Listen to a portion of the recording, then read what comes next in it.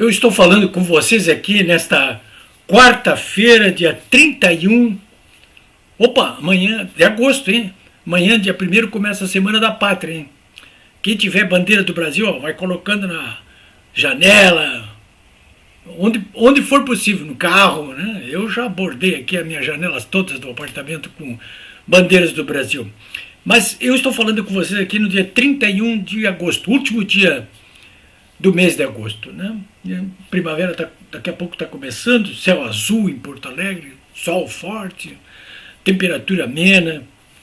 Pois bem, o que eu queria falar com vocês hoje aqui ainda é a respeito desse debate da Band no domingo entre os candidatos a presidente da República. Já falei uma vez sobre isso, hoje vou voltar sobre um tema específico do debate, que é a questão da corrupção. Pois bem, e eu quero enfocar essa questão da corrupção porque hoje, nesta quarta-feira, o comando do PT nacional, da campanha do Lula, resolveu atender um pedido da Rede Globo para não veicular mais aquela declaração do William Bonner, na entrevista, naquela sabatina, entre aspas, com o Lula, né? Num determinado momento, o Bonner disse: o senhor não deve nada à justiça. Que refrão, hein, para um comercial de televisão agora no horário eleitoral gratuito. E o PT não teve dúvida. Tocou lá o Bonner, lá, a cara do Bonner, com aquela sem cerimônia dele, dizendo: o senhor não deve nada à justiça. Onde é que estão as agências de checagem, né? É mentira pura, mas de qualquer maneira a Rede Globo pediu para o PT: olha, não tira isso daí, né? Tira essa declaração aí, não fica bem para nós. E o PT resolveu tirar, né? Mas é claro que essa questão da corrupção praticada pelo Lula, liderada pelo Lula, junto à sua organização criminosa, o PT e seus aliados, aí nos governos dele, da Dilma. Ora, isso tudo aí, as práticas, as ações, estão vivas na memória das pessoas, né? O Bonner acha que o problema é apenas jurídico. O problema não é. Você não deve nada à justiça. Deve sim, como vocês vão ver daqui a pouco aqui. Como que não? Mas o problema não é apenas jurídico. É um problema político e social até. Porque as pessoas sabem muito bem que o que aconteceu nos governos do Lula e da Dilma, né? E nem adianta agora, por exemplo, o Lula ficar nos debates escamoteando a questão. Nem adianta também eles passarem por cima do governo da Dilma como se ele não existisse, como se não fosse do PT, né? Aquela frase, inclusive, de domingo do Lula, lá, se dirigindo ao Bolsonaro, querendo fazer um xiste ali com o Bolsonaro: as pedaladas da Dilma nem se compara à motocicleta do Bolsonaro. Puxa vida, é o mesmo que comparar alhos com bugalhos, né? Laranja com banana. O que tem a ver as pedaladas fiscais? As pedaladas fiscais foram praticadas no governo Dilma aí, em cima de gastos públicos feitos e mascarados na contabilidade geral da União. Ela deu pedalada, né? Pedalada entre aspas, né? Ela pedala também aqui em Porto Alegre, aqui no Beira-Rio, aqui, de bicicleta. Aí sim, as pedaladas da Dilma de bicicleta no Beira-Rio e Porto Alegre nem se comparam às motocicletas do Bolsonaro. Claro que nem se compara, porque a Dilma pedala ali sozinha, com seguranças. Mas o Bolsonaro por verdadeiras multidões, né? Mas enfim, foi essas pedaladas aí que determinaram, inclusive, a derrubada da Dilma, né? Mas o que eu quero dizer para vocês é o seguinte: que o que ainda existe fora dos anais da justiça, eu diria assim, de literatura, por exemplo, disponível para qualquer um que quiser analisar o governo do Dilma e do Lula, o que existe de literatura é alguma coisa assim, de dimensões oceânicas. Só não quer saber quem está acontecendo quem quer escamotear a verdade, né? Começa pelo mensalão, né? Já mostrei para vocês esse livrão aqui, ó. CPI dos Correios. A CPI dos Correios aqui foi que abriu o processo do mensalão, que resultou na condenação de dignitários do PT e dos seus aliados, entre os quais o Zé Dirceu. O Lula não foi condenado aqui porque o Zé Dirceu assumiu para si toda a questão da liderança da organização criminosa. Matou no peito. Era tudo comigo. Foi condenado, foi preso. Mas não só ele, né? O Zenuíno, que era o presidente do partido, foi preso. Aquele famoso Delúbio Gonçalves, o tesoureiro, foi preso muita gente, né? Então aqui está tudo, ó.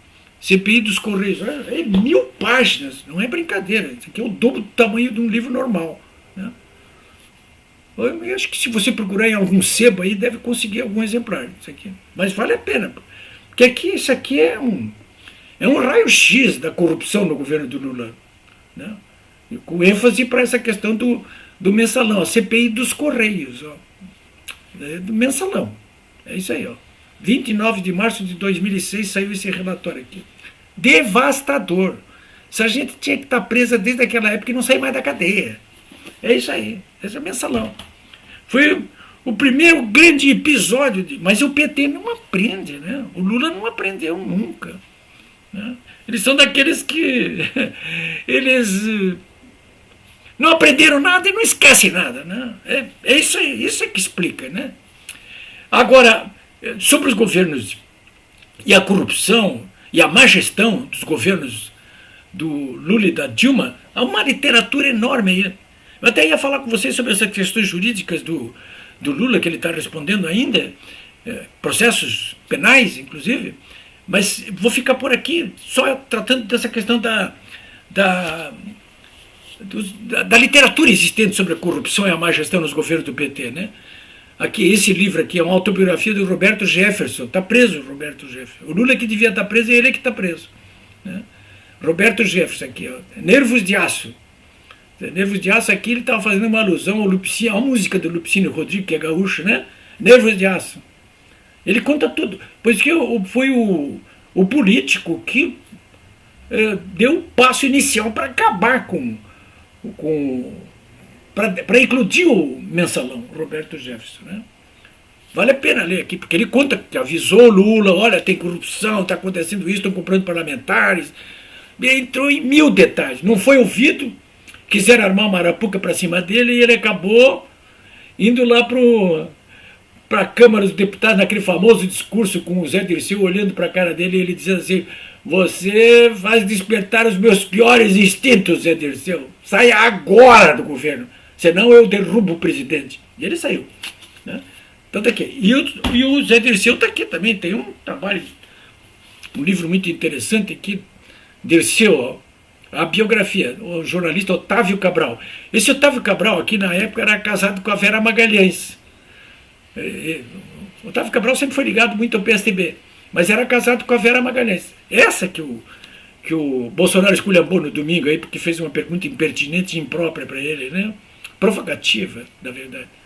Mas já li isso aqui. Esses livros que eu estou mostrando aqui, tudo eu tenho, já li. Todos eles, né? Já mostrei para vocês aí o que vocês podem conseguir em relação ao mensalão, tudo sobre o mensalão, contando a corrupção no governo do Lula, primeiro governo do Lula, e depois isso aqui, ó, a Lava Jato aqui, a Lava Jato, que passou por todo o governo da Dilma. Você pegou o governo anterior, né? Aqui da Vladimir Neto, um jornalista da Globo. Eu falei há pouco no marido da Vera Magalhães e nem me lembrei que esse Vladimir Neto aqui é filho da Miriam Leitão, do Globo. Olha, estamos chegando em casa, hein? Bom livro. Vladimir é um bom jornalista, né? Bom jornalista. Nem sei de que lado ele está. Deve estar do lado da mãe, claro, né? Vladimir Neto, vale a pena, sabe? Quer saber tudo sobre o mensalão? Está aqui. Depois podemos entrar em detalhes, né? Qual foi o grande ponto de ebulição no debate sobre a Lava Jato durante todo esse tempo aí? Foi isso aqui, ó. A Petrobras. Essa gente, por pouco que não quebrou a Petrobras. Não quebra a Petrobras porque a Petrobras não quebra, né? Porque tem dinheiro do governo aí, do Tesouro, sempre injetando ali quando ela está quebrando, né? Agora não, o governo Bolsonaro está dando lucro e muito lucro, né? Mas a Roberta Padoan faz aqui uma história muito corrosiva, consistente sobre a história da Petrobras desde que o Getúlio criou até agora, né? Petrobras é uma história de orgulho e vergonha. Ela conta detalhes aqui de como é que aconteceu a corrupção no âmbito da Petrobras. Aqui, olha esse, olha o Moro lá, né? Tá bem jovem ali. Do lado dele tá aqui o Paulo Roberto Costa. E Paulo Roberto Costa, aquele barbudinho ali, ó. Tem até um livro aí, um livro não, um documentário, né? Sobre a Lava Jato. Esse documentário está aí disponível, dá para pegar Netflix, né? Sobre o sistema aí. Tem um determinado episódio em que o Paulo Roberto Costa, que foi o primeiro que denunciou mesmo para valer a roubalheira na Petrobras, né? Em que ele está preso lá em Curitiba e consegue um habeas lá no Supremo Tribunal Federal para se soltar, depois que ele fez uma delação premiada, inclusive. E ele sai gritando pelo corredor para os demais companheiros que estão presos, né? É o Supremo! É o Supremo! Esse outro aqui de baixo é o José Janene, deputado federal. Esse aí já começou a roubar antes, né? Lá no Paraná, ele é do Paraná, já morreu, né? Então esse é da Petrobras. A Lava Jato não aconteceu só no Brasil, mas aqui, ó, a corrupção e o escândalo da Lava Jato na América Latina, quer dizer, os governos do Lula e da Dilma conseguiram expandir a organização criminosa e as ações de corrupção aqui por vários países da América Latina. Aqui conta quais são esses países e o que resultou, está resultando em cada um deles aqui, né? Corrupção da Lava Jato na América Latina, né?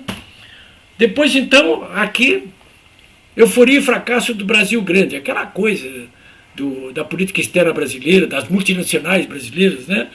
Os campeões, né? Um bando de ladrão, né? Euforia e fracasso do Brasil Grande. Era o Lula, Brasil Grande, isso aí. Entramos no governo da Dilma aqui, olha aqui, ó. Ascensão e queda da Dilma Rousseff, José Bastos Moreno, jornalista, muito bom, fácil de ler, já morreu também. E as pedaladas que falou o Lula aqui, está a explicação toda das pedaladas, né? Os bastidores da crise que abalou o Brasil e levou ao fim do governo Dilma Rousseff, com essas pedaladas aqui, né? Muito revelador, tudo isso aqui, né? Bom, em seguida, a anatomia de um desastre.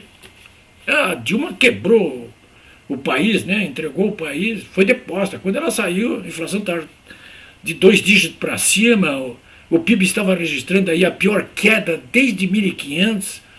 Ela não tinha como não cair, né? Ela caiu não só por causa dessas pedaladas todas e também dos esquemas de corrupção revelados no mensalão da Lava Jato, mas principalmente em função dessas pedaladas, porque não dava, né? E por último, um livro aqui também muito devastador, que é do Eduardo Cunha, né? Tchau, querida, o Diário do Impeachment. Aqui ele conta tudo, como é que foi o impeachment da Dilma Rousseff, né? O Lula quer esquecer tudo isso aí, o Bonner quer esquecer tudo isso aí.